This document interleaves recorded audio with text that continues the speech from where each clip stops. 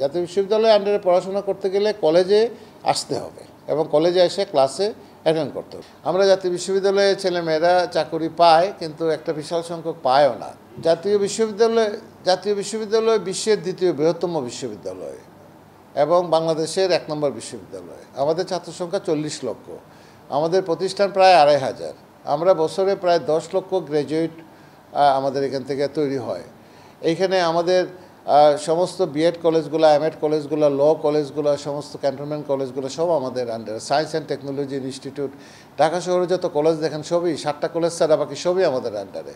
কিন্তু এখানে যে সিলেবাস, সেই সিলেবাসটা পুরানো সিলেবাস, মান্দাতার আমলের সিলেবাস।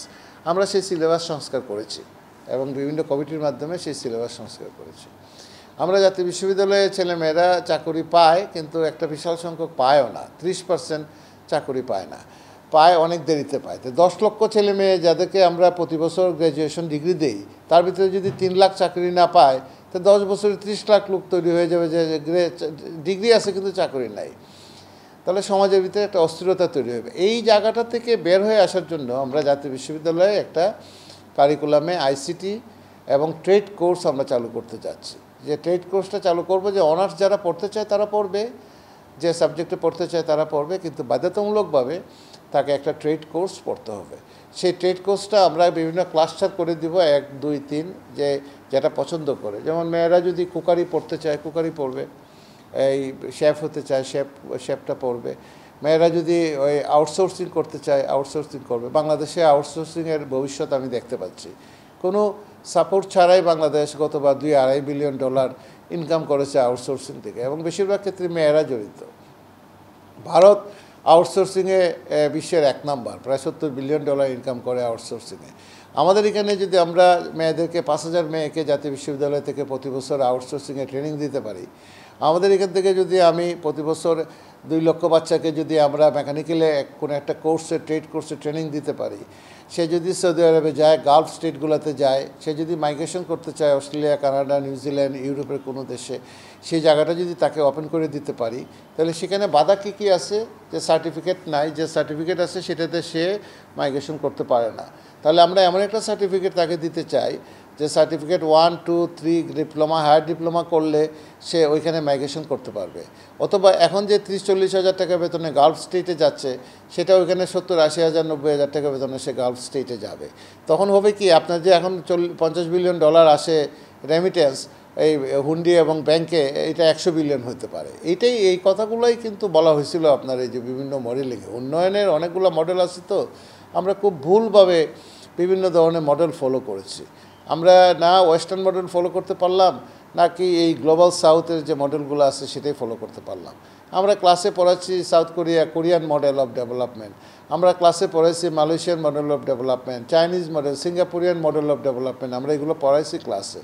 কিন্তু ওই মডেলগুলোকে ইমপ্লিমেন্ট করতে পারি নাই। কেন পারি নাই? আমাদের যে রাজনৈতিক শক্তিগুলো, যে লিডাররা ছিলেন, সেই লিডারদেরকে আমরা সেন্সিটাইজ করতে পারি নাই। তাদেরকে আমরা শিক্ষিত করে ডেভেলপমেন্ট বলতে কী বোঝায়, রিয়েল ডেভেলপমেন্ট বলতে কী বোঝায়, সেটা আমরা তাদের মাথায় ঢুকাইতে পারি নাই। কেউ চেষ্টাও করে নাই জাতিগতভাবে। আমরা এই জায়গাটাতে সিলেবাস সংস্কারে হাত দিয়েছি। পরীক্ষা পদ্ধতি একটা মান্দাতা আমলের পরীক্ষা পদ্ধতিতে আমরা ম্যাসিভ চেঞ্জ আনতে যাচ্ছি, এবং পরীক্ষা পদ্ধতিতে অনার্সে আমাদের ইনকোর্স পরীক্ষা কোনো আগামাথা নাই। সেই ইনকোর্সে আমরা একটা হাত দিচ্ছি। ইনকোর্সে খাতা জাতীয় বিশ্ববিদ্যালয়ে পাঠাইতে হবে। একটা ছেলে মেয়ে পরীক্ষা দিচ্ছে, কিন্তু তার পুনঃনিরীক্ষণের ব্যবস্থা ছিল না। একটা খাতায় ফেল করলো, কিন্তু নিরীক্ষণের কোনো ব্যবস্থা ছিল না। কেউ যদি অ্যাপ্লাই করে আমি খাতা কেন ফেল করলাম আমি দেখতে চাই, তাহলে আবার তাকে সবখানে আছে, সারা পৃথিবীতে আছে, আমাদের দেশের ভিতরে আছে। ঢাকা বিশ্ববিদ্যালয়ে পুনঃনিরীক্ষা করা যায়, বুয়েটে পুনঃনিরীক্ষা করা যায়। আমাদের এখানে ছিল পুনঃনিরীক্ষার ব্যবস্থা ছিল, পুনঃমূল্যায়নের ব্যবস্থা ছিল না। ঢাকা বিশ্ববিদ্যালয়ে পুনঃমূল্যায়ন করা যায় সব জায়গাতে। আমরা জাতীয় বিশ্ববিদ্যালয়ে পুনঃমূল্যায়নের ব্যবস্থা করছি, এবং পুনঃমূল্যায়নের ব্যবস্থা করাতে দেখা গেছে একটা বিশাল সংখ্যক ছেলে মেয়ে আবার পাশও করে যাচ্ছে। তাহলে আমি কি খাতা দেখলাম আগে, যে আমার একটা সংখ্যক ফেল করলো, আবার পুনঃমূল্যায়ন করার পরে দেখা যায় পাশ করছে। তাহলে এই জায়গাটাতে আমাদেরকে শিক্ষকদেরকে দায়বদ্ধতার ভিতরে আনার আমরা চেষ্টা করছি। একই রকমভাবে আমরা আমাদের এখানে আঞ্চলিক কেন্দ্রগুলো বাড়ানোর চেষ্টা করছি, যাতে আঞ্চলিক কেন্দ্রগুলোতে শিক্ষকরা কষ্ট করে গাজীপুরে না আসতে হয়। আমরা শিক্ষকদের জন্য এক ধরনের ট্রেনিংয়ের ব্যবস্থা সারা বছরব্যাপী এক ধরনের ট্রেনিংয়ের ব্যবস্থা করছি, তাদের প্যাডাগজি নিয়ে, তাদের ক্লাসরুম টিচিংয়ের এই যে কলা কৌশল নিয়ে, এবং শিক্ষকদেরকে কিছু সুযোগ সুবিধা দেওয়া যায় কিনা এই জায়গাগুলোতে আমরা হাত দিচ্ছি। সারা দেশের কলেজগুলোতে গ্রিন ক্যাম্পাস করা যায় কিনা, হোম গার্ডেনিং করা যায় কিনা, ব্যাকইয়ার্ড গার্ডেনিং করা যায় কিনা। আমাদের ছেলেমেয়েরা ক্লাসে আসে না, অনার্স করে মাস্টার্স করে কিন্তু ক্লাসে আসে না, তো মুখ দিয়ে বললেই ক্লাসে আসবে না। জাতীয় বিশ্ববিদ্যালয় একটা উদ্যোগ নিয়েছে যে ক্লাসে আনার জন্য ছেলে মেয়েদেরকে কী করতে হবে।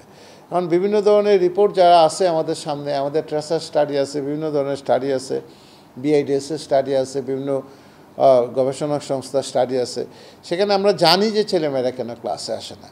যে সমস্ত কারণে ছেলেমেয়েরা ক্লাসে আসে না সেই সমস্ত কারণগুলো আমরা অ্যাড্রেস করার চেষ্টা করছি। আমি বললেই একটা ছেলে মেয়ে ক্লাসে চলে আসবে এটা ভাবার কোনো কারণ নেই। গরিব পরিবারের ছেলে মেয়ে টিউশনি করে, কাজ করে, চাকুরি করে। আমাদের অনেক ছেলে মেয়ে আছে যে আপনার ট্রান্সপোর্টের কাজ করে, ট্যাক্সি চালায়। আমাদের অনেক ছেলে মেয়ে আছে যে তারা যে বাস চালায়, ট্রাক চালায়। তাকে বললেই সে ক্লাস করে। তাকে তাহলে ক্লাসে আনার জন্য যে ব্যবস্থা করতে হয়, তাকে ইভিনিং ক্লাস দেওয়া যায় কিনা, তাকে উইকেন্ডে ক্লাস দেওয়া যায় কিনা, ক্লাসে আসলে আর কী ইনসেন্টিভ তাকে দেওয়া যেতে পারে বাধ্যতামূলক। এবং যদি সে একদমই ক্লাসে না আসতে পারে তাহলে তার জাতীয় বিশ্ববিদ্যালয়ে পড়ার দরকার নাই, তাহলে সে উন্মুক্ত বিশ্ববিদ্যালয়ে যাক। উন্মুক্ত বিশ্ববিদ্যালয়ে তো ক্লাস না করলে হয়, উন্মুক্ত বিশ্ববিদ্যালয়ে তারা অনলাইনে ক্লাস করবে, টিভিতে ক্লাস করবে, সেখানে সেন্টারে যাবে। তাহলে জাতীয় বিশ্ববিদ্যালয় তো দরকার নেই। জাতীয় বিশ্ববিদ্যালয়ে আন্ডারে পড়াশোনা করতে গেলে কলেজে আসতে হবে এবং কলেজে এসে ক্লাসে অ্যাটেন্ড করতে হবে। তো ওই জায়গাগুলোতে আমরা সংস্কারের কাজে হাত দিয়েছি। বিভিন্ন সংস্থার সাথে আমরা এমইউ করেছি, A2I সরকারের, national skill development foundation, NSDP, UNICEF এবং আরও বেশ কিছু প্রতিষ্ঠান, সৌদি আরবের টিভেট, অস্ট্রেলিয়ার টেইফ, ব্রিটিশ টেকনিক্যাল এডুকেশন বোর্ডগুলো যারা আছে তাদের সাথে আমরা এক ধরনের এমইউ করেছি এবং করতে যাচ্ছি। এগুলোর একটা রেজাল্ট আগামীতে আগামী 6 মাসের ভিতরে আপনি এই দেশে পাবেন, বাংলাদেশের শিক্ষা ব্যবস্থার ভিতরে আপনি পাবেন।